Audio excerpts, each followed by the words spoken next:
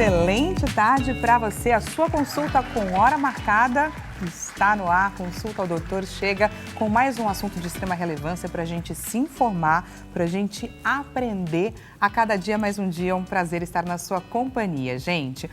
No Consulta ao Doutor de hoje, trazemos, é claro, um tema de extrema importância para todo mundo em menor ou maior grau. Pois é, hoje nós vamos descobrir como se alimentar fora de casa e longe dos riscos, é claro, dos alimentos contaminados, da contaminação com os alimentos.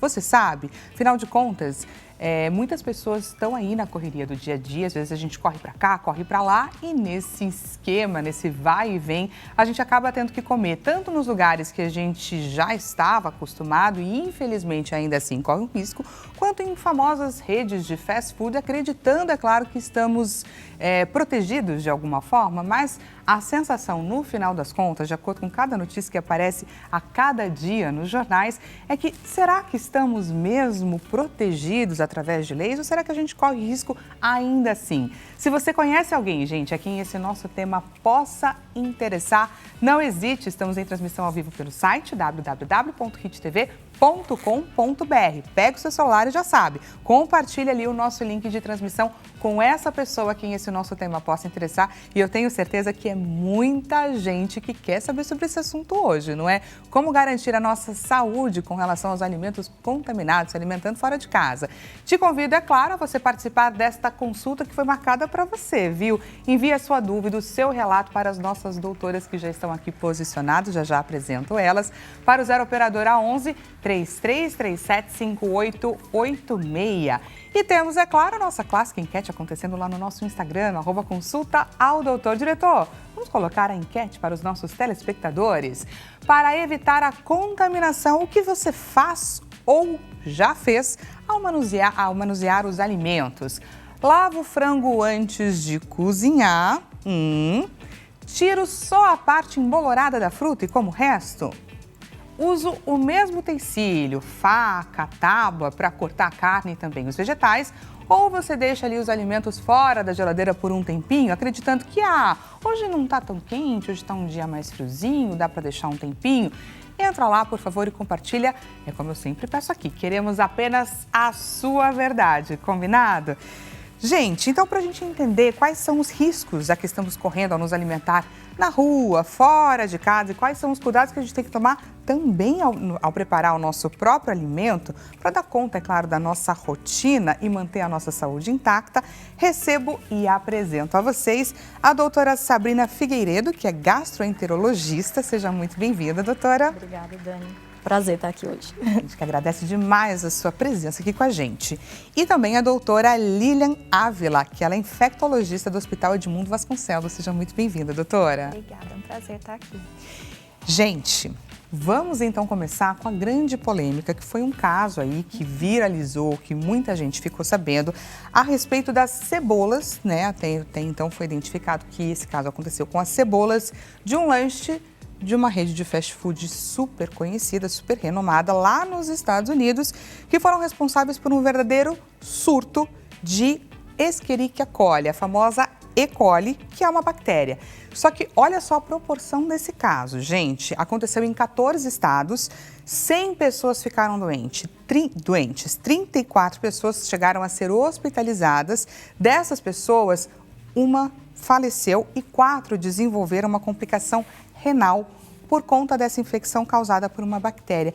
Queria entender o que aconteceu neste caso, num lugar que, teoricamente, era para ter um controle rígido, né, das regras de vigilância sanitária e tudo mais. Vou começar então com a Sabrina. Acho que o grande problema, assim, relacionado ao fast food é a grande quantidade que você tem que oferecer de alimento ali, de produção, e de uma forma muito rápida. Então, esse processo ele pode ter falha aí em qualquer uma dessas etapas, né? Desde são fornecedores que geralmente fornecem grandes quantidades de alimentos, de vegetais.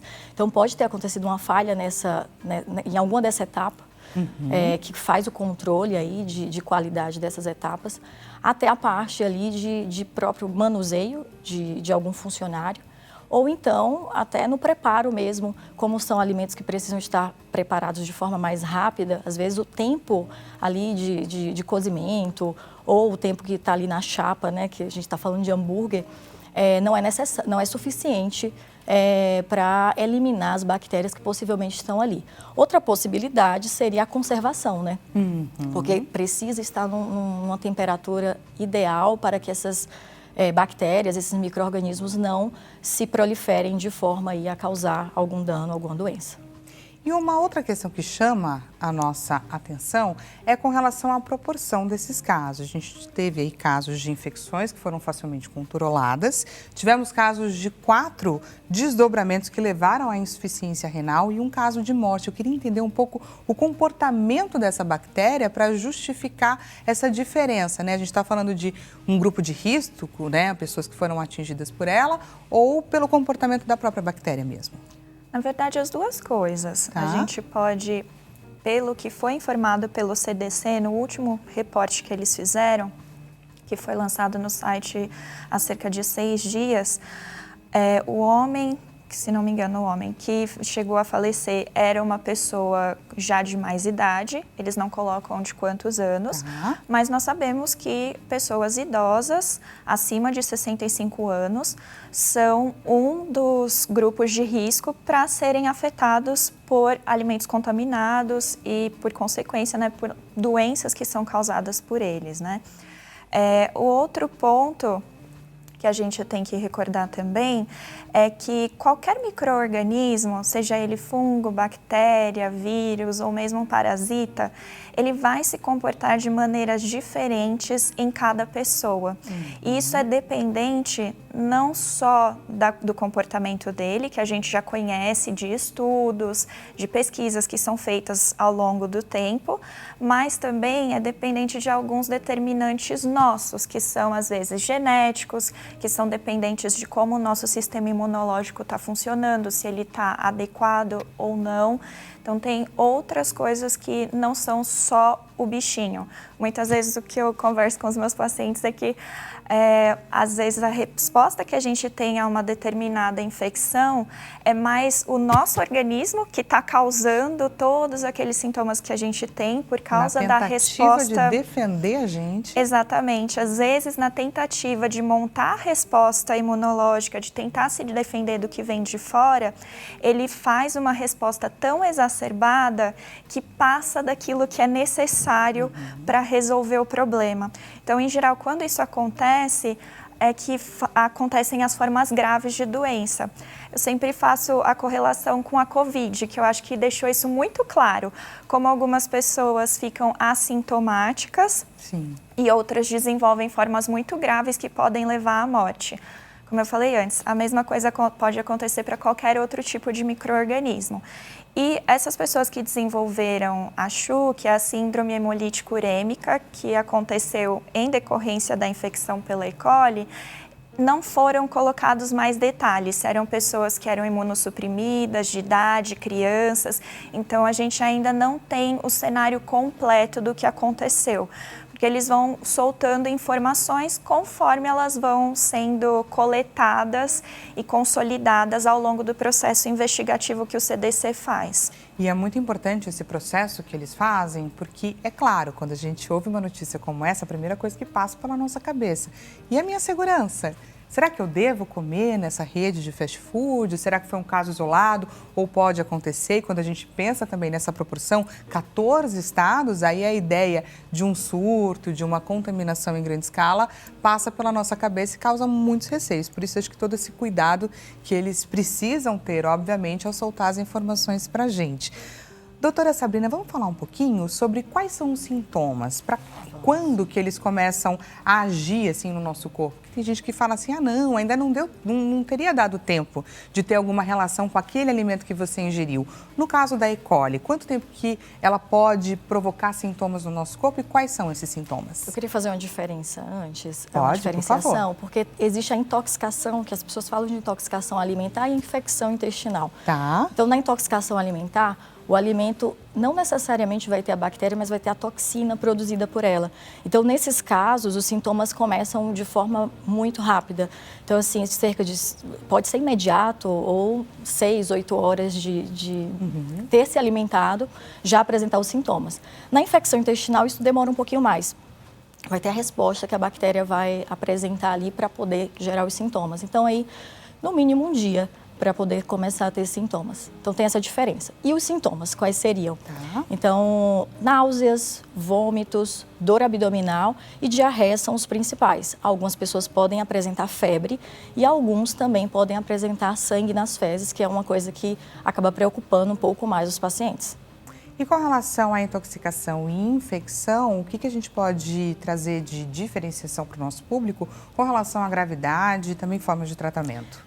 A intoxicação geralmente é um quadro que, mais brando, como eu te falei, começa mais rápido e mais brando porque poucos dias aquilo ali vai ser resolvido. Então, normalmente, não é a regra, não fica tão grave assim. Na infecção, o quadro, se for viral, geralmente é um quadro mais brando, bacteriano costuma ser um quadro mais prolongado. Então, eu acho que os pacientes têm que estarem atentos para os sinais de gravidade. Então, se tiver febre, é um sinal de gravidade, uma dor abdominal muito intensa, muitos episódios de evacuação e diarreia com sangue. Então, esses sinais presentes apontariam aí para uma necessidade de uma avaliação médica com certa urgência. Perfeito. Doutora Lilian, queria pontuar aqui que essa mesma bactéria que causa gastroenterites, ela também é responsável por pneumonia, casos de infecção urinária, ela tem várias formas de se manifestar no nosso corpo. Exato. A E. coli, ela pode naturalmente morar no nosso organismo, em geral no intestino. Em algumas situações, ela pode acabar, migrar, apesar de não ser o melhor termo, mas ela pode acabar indo para outros locais. É mais comum que isso aconteça em situações de hospitalização, quando o paciente tem algum tipo de dispositivo invasivo, está num cenário de UTI, que aí facilita que essa bactéria que normalmente fica no nosso intestino cause outros tipos de infecções.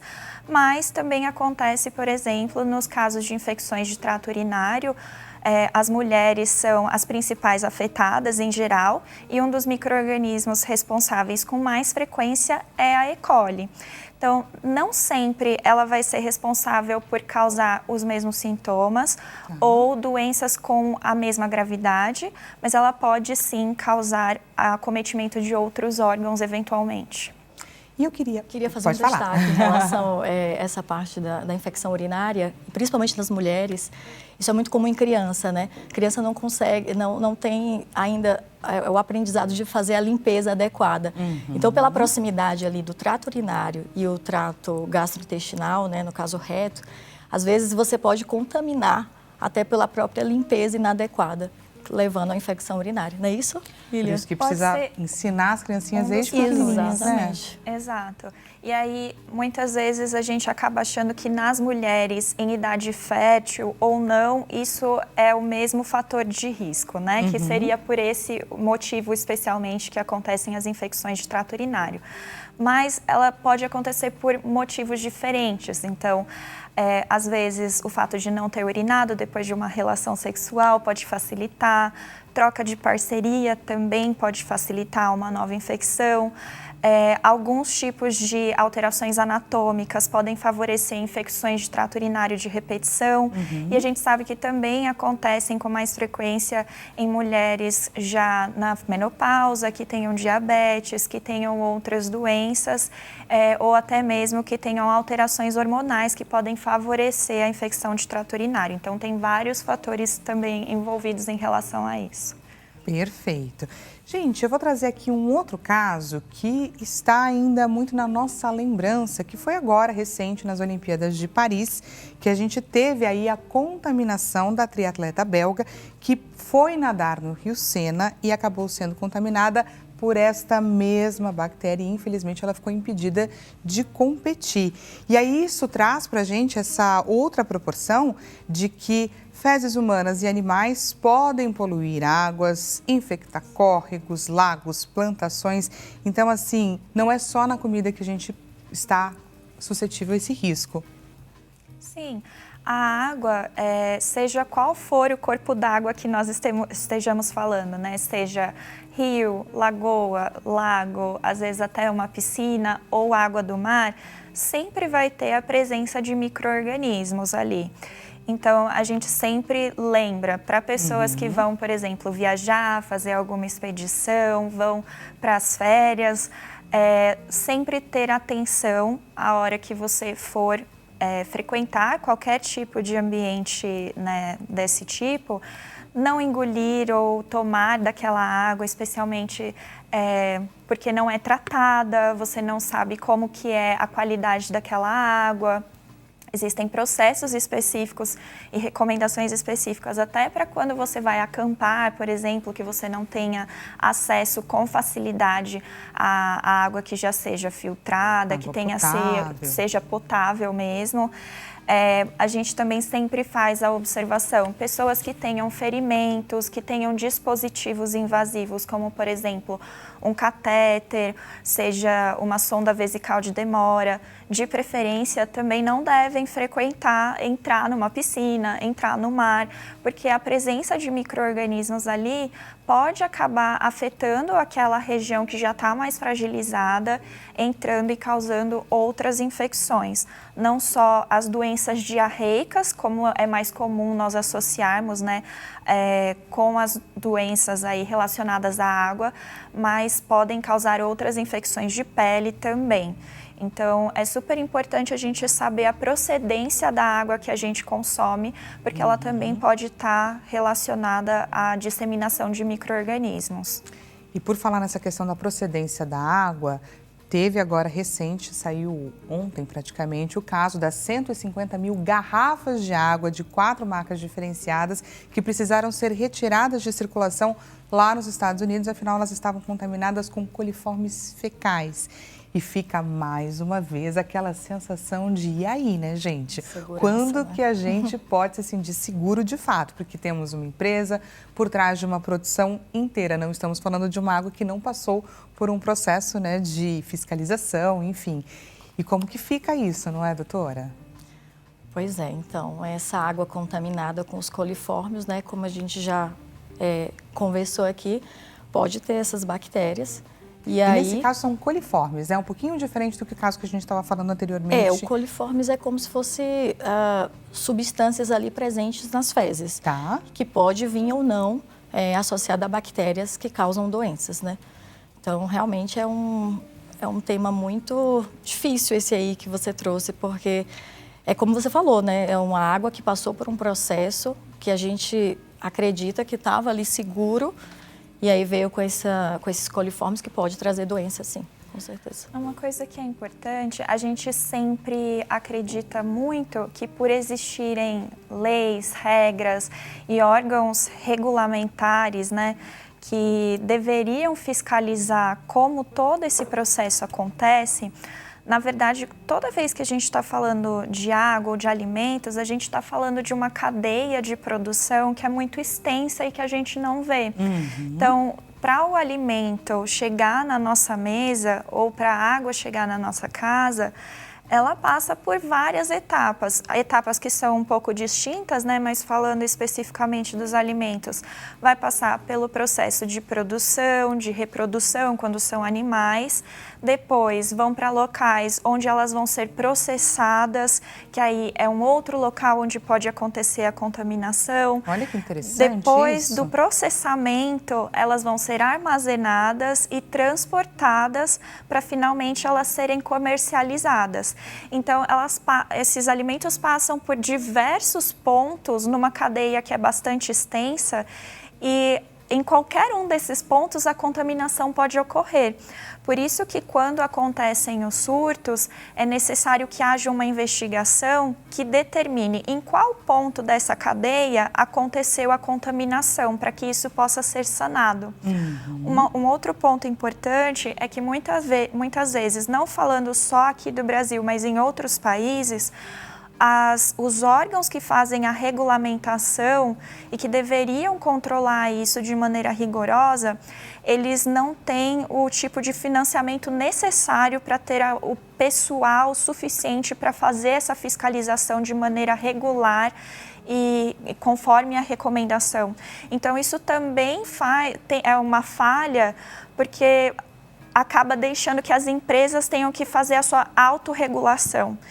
E aí existem as empresas que vão cuidar muito bem desse processo de garantia de qualidade do produto que eles estão servindo para o consumidor. E tem empresas que, infelizmente, vão agir de má fé. Vão deixar passar. E vão deixar passar coisas que vão ser consideradas como irrelevantes. E aí vai acarretar sempre quem vai sofrer o dano, no final das contas, é o consumidor. É o consumidor final que fica ali na ponta mais indefeso possível. Temos, gente, uma perguntinha aqui da nossa audiência. Antes de mais nada, a pergunta, gente, é da Marcela de Alvaré, aqui de São Paulo. Marcela, seja muito bem-vinda à sua consulta. Boa tarde, doutora Zidane. Recentemente, tomei um achocolatado que já estava vencido. Não tive nenhum sintoma, mas pode ser que aconteça ainda. E, doutora, eu gostei muito desse relato aqui da Marcela, um relato bem honesto, porque a gente tem um pouquinho esse costume, né? Dependendo ali do tempo que passou, eu vou comer só hoje, não vai acontecer nada. Mas a gente fica com aquela sensação. Então, eu queria que você trouxesse, é claro, uma resposta para ela e também um alerta, não é verdade? Vamos lá. Então, se existe um tempo de validade, é porque foram feitas medidas ali para garantir que o alimento, naquele determinado tempo, ele é seguro. Então, assim, a gente acaba fazendo isso na prática, mas não é o adequado. E, Marcela, em relação a você ter tomado achocolatado e não ter sentido nada, se tem pelo menos 2, 3 dias, provavelmente você não vai sentir mais nada mesmo. Isso poderia acontecer aí nas primeiras 24, 48 horas. Então, pode ficar tranquila, mas te aconselho a não repetir mais isso, porque é importante seguir aí o tempo de validade dos alimentos. Para você que está gostando aqui do nosso bate-papo, aprendendo muitíssimo, a gente vai para um rápido intervalo e já voltamos com mais Consulta ao Doutor.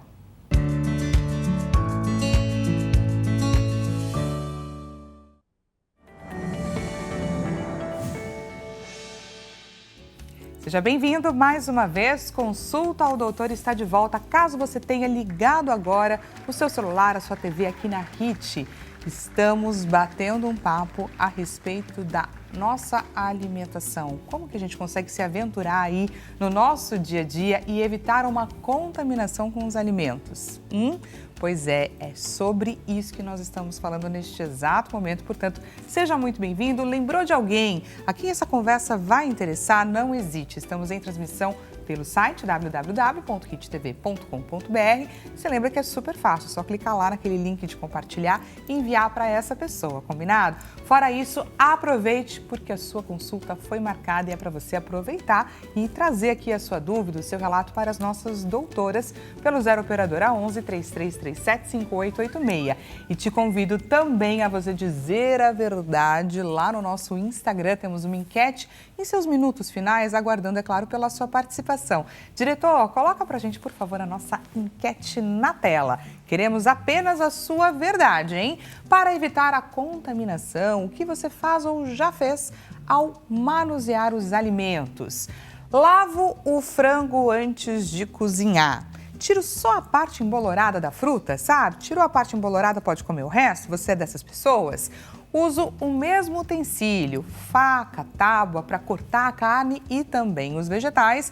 Ou você é das pessoas que deixa ali os alimentos um pouquinho fora da geladeira, um pouquinho além, sabe? Achando que hoje não está tão quente, dá para deixar um tempo, enfim, aí esse tempo pode acabar comprometendo os alimentos. Já fez isso? Entra lá e clica na opção que mais te representa, combinado?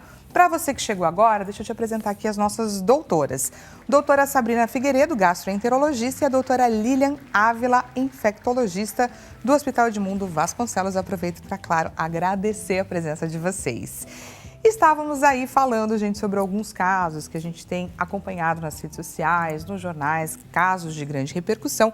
E eu gostaria de trazer agora uma outra bactéria que tem sido grande responsável aí por contaminações alimentares, que é a salmonela. Queria saber um pouco sobre a característica dessa bactéria. Doutora Sabrina.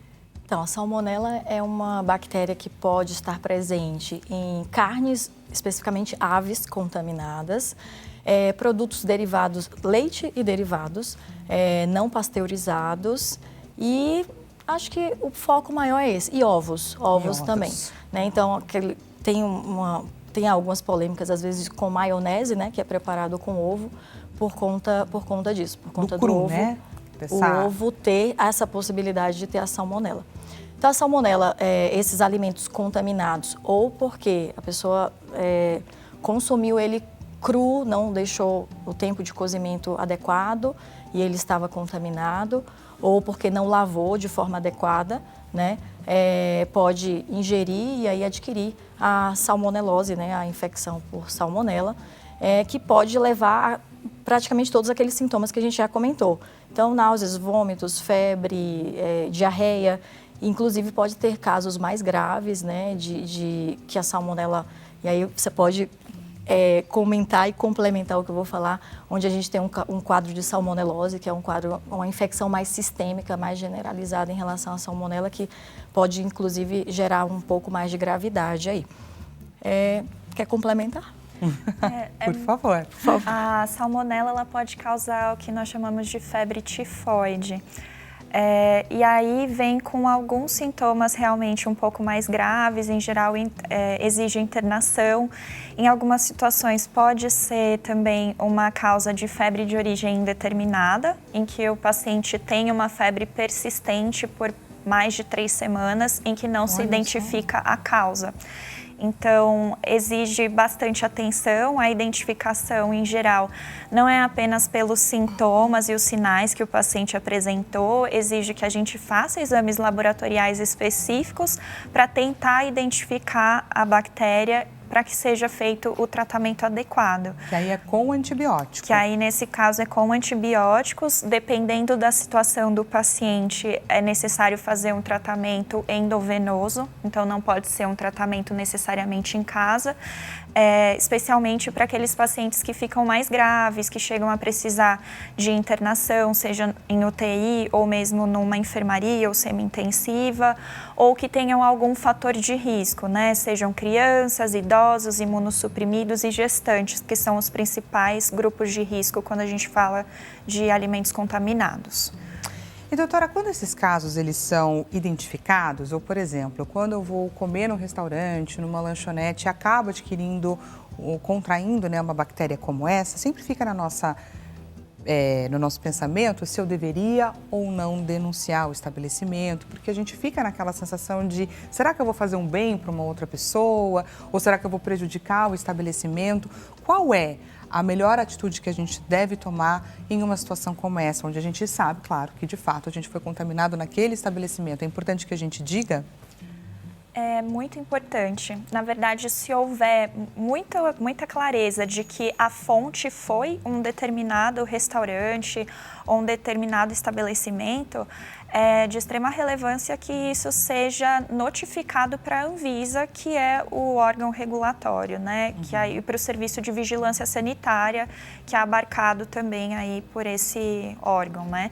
Porque quando isso acontece, deflagra uma série de processos que vão averiguar como que aquele estabelecimento funciona, se ele está em dia com a sua papelada, se os processos que acontecem lá dentro estão de acordo com as normativas da Anvisa, se os funcionários do estabelecimento foram treinados de maneira adequada e passam por algum tipo de reciclagem ao longo do tempo.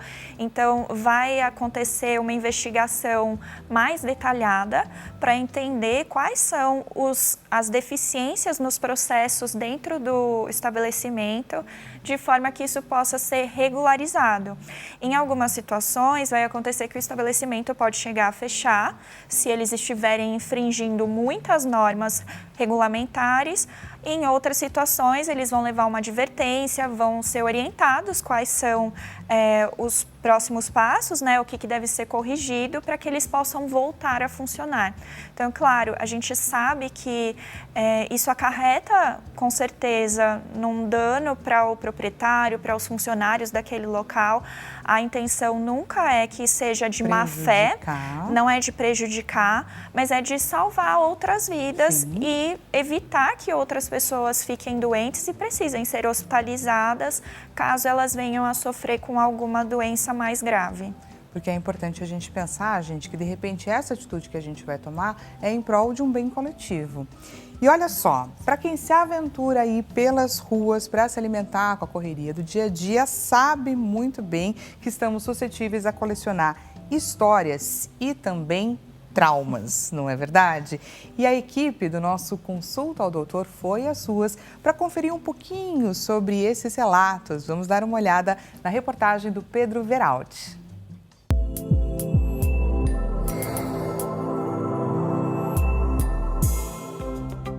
Boa tarde, Dani. O Consulta ao Doutor veio às ruas para descobrir umas histórias de pessoas que passaram mal com comidas estragadas. Afinal, quem nunca passou mal depois de comer alguma coisa fora de casa, né? Em alguma vez na sua vida você comeu em algum lugar e passou mal depois disso, no dia seguinte? Já. Comi num lugar e no mesmo... Pouco tempo depois eu estar numa lanchonete passando mal por causa do que eu comi, entendeu? Assim, meio que instantâneo, né? É que eu tinha... Qualquer coisa que eu comia me afetava. A dor de estômago. Então, muitas coisas eu comia eu já sentia no ato, né? Geralmente eu não como na rua. Eu sempre, quando vou para um período mais longo, eu trago alguma coisa na minha bolsa. Então eu evito comer na rua para não passar mal. E o que você traz na sua bolsa, geralmente? Geralmente eu trago as castanhazinhas, assim, uns mixzinhos misturados. Aquelas ameixazinhas, alguma coisa desse tipo, caixinha do Pará, caixinha do caju. E você não lembra a última vez que você passou mal? Não, porque eu tenho esse cuidado de não comer na rua. Eu realmente evito comer na rua. Até minha água eu trago de casa. Sim, uma vez eu comi uma comida, acho que era árabe, não sei, e era muito gordurosa, sei lá, e eu comecei a passar mal, meu estômago começou a doer e eu tive que ir embora, não estava aguentando mais. Como saber se um alimento é seguro para consumo depois de descongelado? Essa pergunta é muito boa. Como saber o tempo aí que a gente tem para consumir um alimento depois de descongelado, doutora Sabrina? Então, eu não saberia dizer exatamente o tempo, você sabe, Lília? Eu acho que de imediato, né? Eu acho que de imediato. Consumo eu não mais deixo imediato. Tanto... Geralmente, a recomendação é o consumo imediato. Tá. De preferência, não ultrapassar o dia seguinte para o consumo de um alimento que foi descongelado. E a gente tem que tomar atenção também para a questão de quanto tempo esse alimento ficou congelado. Claro que o congelamento previne a ação do tempo, de certa forma, né, ali sobre aquele alimento, mas a gente costuma recomendar não ultrapassar 3 meses. 3 meses. Ou quando tem alguma... se vem é um produto industrializado ou processado que já vem com a data de vencimento na embalagem, sempre checar a data do vencimento, porque às vezes acontece, né? A gente compra alguma coisa, fica ali no fundo do freezer, um dia que acabou tudo, a gente dá uma olhadinha, resgata alguma coisa que está ali no fundo sem checar a data de validade. É muito importante. Se a data de validade tiver sido ultrapassada, o ideal é o descarte imediato. A data de vencimento não é uma recomendação ou é simplesmente algo que eles tiram da cabeça ela de alguém. Ela não estaria à toa, gente. Exato, ela tem um motivo. Quando a empresa coloca a data de vencimento num produto, é porque ela já sabe que utilizando determinados conservantes, o máximo que o produto vai ser adequado para o consumo é aquele tempo determinado que eles colocaram. Isso de estudos feitos anteriormente, né, pela empresa e tudo mais. Então, não é algo que a gente pode descartar com facilidade.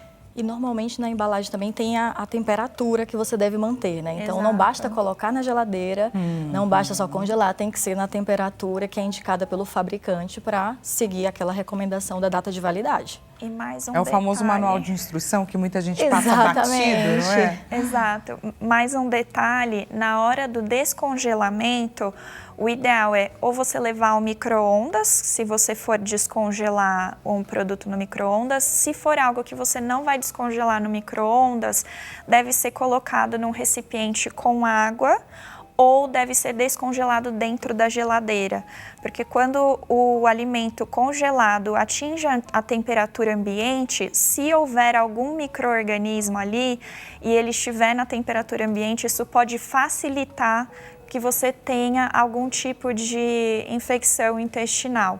Então, sempre atentar, vai descongelar, é direto micro-ondas, se for o caso, colocar numa bacia com água fria ou então na geladeira para descongelar. Olha que bacana, gente. Espero que você esteja aí anotando cada dica aqui das nossas doutoras. E já que estamos falando sobre os alimentos contaminados, riscos e, claro, formas de prevenção, infelizmente, com muita dor no coração, gente, eu preciso mostrar imagens fortíssimas para vocês. Aos amantes de sushi, cuidado. Mas eu juro que a gente vai sair mais seguros dessa. Vamos conferir agora, gente, imagens de um experimento de um biólogo que ele pegou uma peça daquele sushizinho, daquele Califórnia, e passou por uma espécie de lâmina para visualizar os micro-organismos presentes no alimento. Vamos dar uma olhada? Por favor, diretor, coloca pra gente essa imagem fortíssima na tela, tá vendo? Ele passa aí o sushi Califórnia nesse potinho, e aí então ele vai entender quais são esses micro-organismos presentes no alimento. E o resultado é esse que a gente vai conferir daqui a pouquinho. Ele bota aí na geladeira e olha isso, gente. Essas imagens são muito fortes. E deixo claro, nosso objetivo aqui não é fazer ninguém parar de comer sushi, não. O que a gente quer aprender é como comer esse tipo de alimento que muita gente gosta de forma segura. Gostaria primeiro de entender um pouco quais são os riscos que a gente está correndo, porque estamos falando de um alimento cru, que passa pelas mãos, ele precisa ser feito de acordo com o calor da mão, né, do sushi man, enfim, então temos muitos riscos correndo. Nossa, eu amo também. Também. Eu vi a imagem As imagens fiquei doem. assim, porque realmente é uma comida que, enfim, nós gostamos bastante. Os riscos são, como você mesmo falou, Dani, é um alimento feito com a mão, né, diretamente ali manuseado. Então, assim, é importante ter garantido que o funcionário ele esteja seguindo as condições de higiene que são necessárias, né, higienizando bem as mãos. É importante também, por exemplo, que o funcionário não esteja doente na preparação dos alimentos e só por ser cru, aí essa parte a gente não tem muito como eliminar, é mais pela procedência de onde você comprou, né? Seja o peixe, o salmão, porque o alimento cru por si só ele já tem um certo risco aumentado, já que você não tem o processo ali de preparo do alimento, de cozimento para eliminar essas bactérias, né? Então, eu acho que seria mais medidas de higiene mesmo. Os alimentos crus, de uma maneira geral, as carnes cruas, elas têm um risco maior de ter ou a contaminação da própria carne, que já vem contaminada da fonte, vamos dizer assim, ou em alguma etapa do processo, como a gente falou anteriormente, né?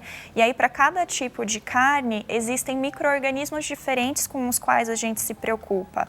Uma coisa que é muito importante a gente lembrar, falando especificamente do peixe cru, são as contaminações por toxoplasma, que é um tipo de parasita que pode causar formas diferentes de doença e é extremamente grave durante a gestação, por isso que, em geral, as gestantes são aconselhadas a não chegar perto. Exatamente, a não consumir nenhum tipo de alimento que não tenha sido preparado de maneira adequada ou que seja cru.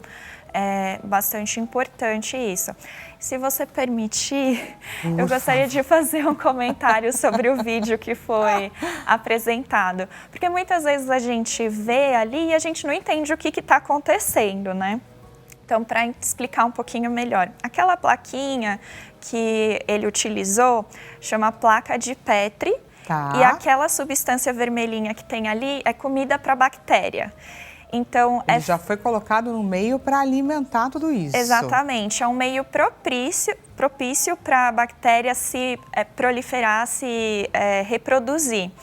Então, isso é um processo que a gente utiliza em laboratórios para identificar micro-organismos de uma maneira geral, mas principalmente bactérias.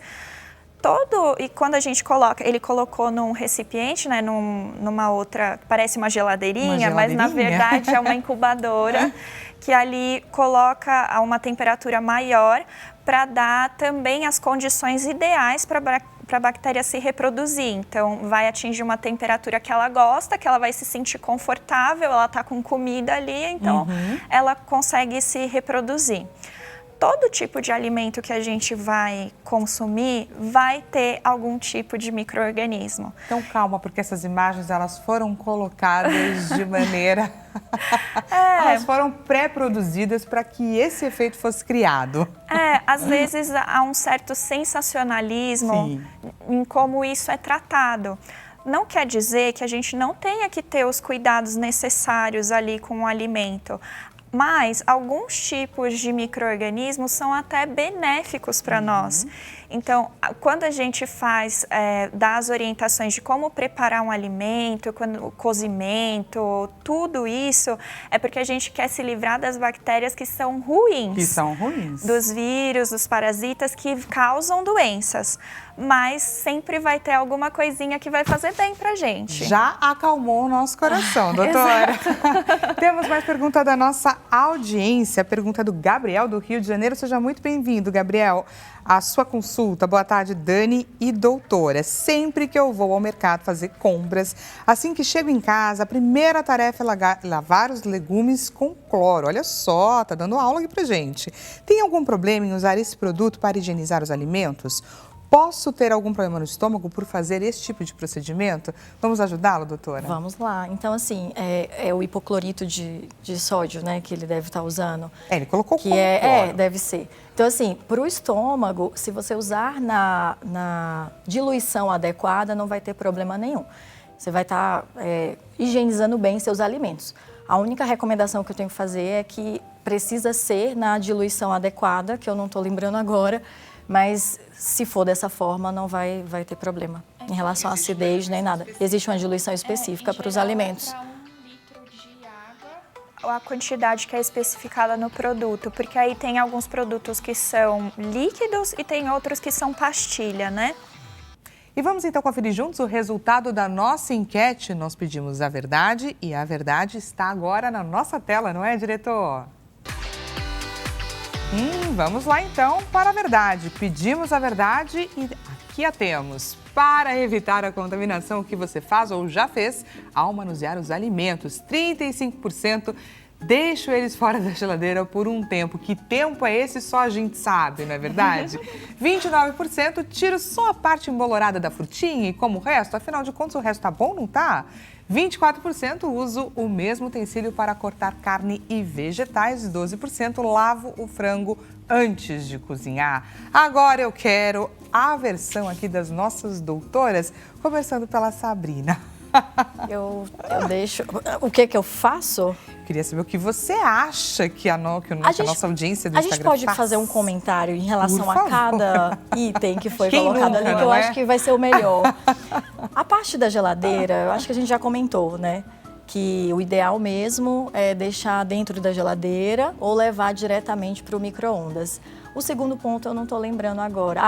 Da comida e tirar... Tirar isso, a frutinha. Tirar só a parte que está ruim e comer o resto. Então, se uma parte do alimento já está mostrando que está estragado, todo ele ali está contaminado. Então, não é indicado retirar só essa parte visível e comer o resto. A terceira coisa eu não estou lembrando agora. A gente tem a questão do lavar o frango lavar antes o frango, de cozinhar. A Lilian vai comentar. Lavar o frango não é recomendado.